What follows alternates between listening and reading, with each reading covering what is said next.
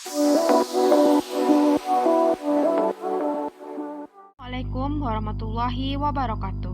Baiklah, pada kesempatan kali ini saya Sasa Sabila dengan NIM 1804364 akan menjelaskan jawaban atas pertanyaan untuk tugas perkuliahan minggu ke-15 Sistem Informasi Manajemen. Pertanyaan ini berasal dari buku Laudon, studi kasus pada halaman 617. Untuk pertanyaan yang pertama yaitu mengapa voice dan video menjadi alat komunikasi utama melalui internet? Saat ini komunikasi menggunakan voice dan video adalah hal yang populer di internet. Ada beberapa alasan yang mendasarinya, yaitu yang pertama, saat berkomunikasi dengan suara dan video atau virtual tidak perlu untuk hadir dan bertemu secara langsung, sehingga waktu yang ada bisa digunakan untuk kegiatan produktif lain sambil tetap berkomunikasi melalui internet. Hasilnya pun hampir sama atau hampir mirip saat bertemu langsung, sebab bisa mendengar melalui voice dan melihat lawan bicara melalui video. Kedua, menghilangkan adanya ketidakmampuan dalam komunikasi.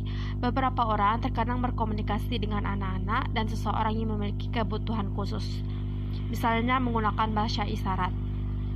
Jika berkomunikasi dengan anak, tentunya mereka masih belum bisa membaca dengan baik, sehingga lebih baik menggunakan voice atau video.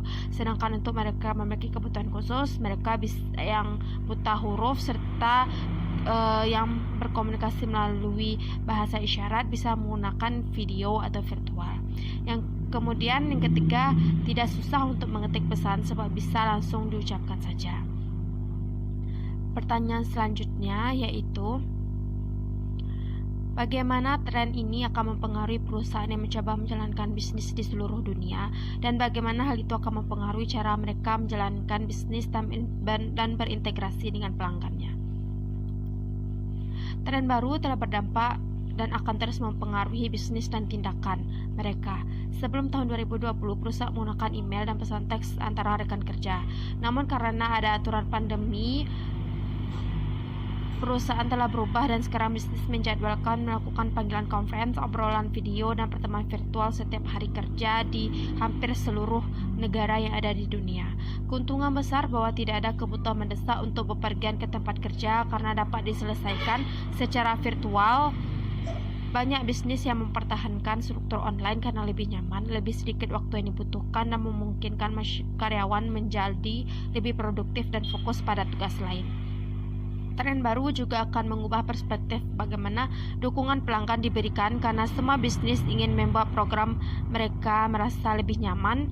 Mereka bersedia untuk membuat pengalaman mereka dengan perusahaan sebaik mungkin, dan dengan menggunakan alat audio dan video, cara komunikasi akan lebih banyak, nyaman dan menyenangkan bagi pelanggan, karena apabila mereka melakukan banyak tugas sambil meminta dukungan pelanggan karena mereka tidak perlu membaca email. Masalah besar yang bisa dihadapi sebagai kendala yaitu adanya kendala bahasa bagi sebagian orang yang lebih suka menggunakan teks dan meluangkan waktu untuk memahami apa yang harus dilakukan. Keuntungan lain, jika Anda meneruskan tugas Anda pada panggilan video dengan manajer, perlu untuk menghafal semua langkah dengan baik. Namun jika berkomunikasi melalui pesan teks bisa kembali dibaca berulang-ulang untuk memahami apa yang dimaksud tersebut.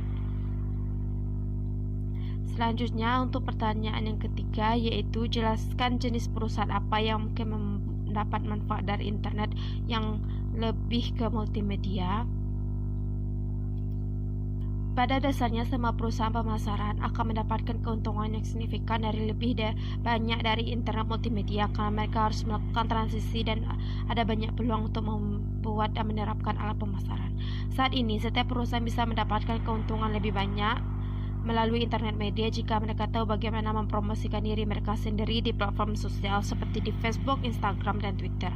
Tidak diragukan lagi, industri pemasaran memiliki keunggulan kompetitif yang sangat besar dengan meningkatnya popularitas komunikasi audio dan video.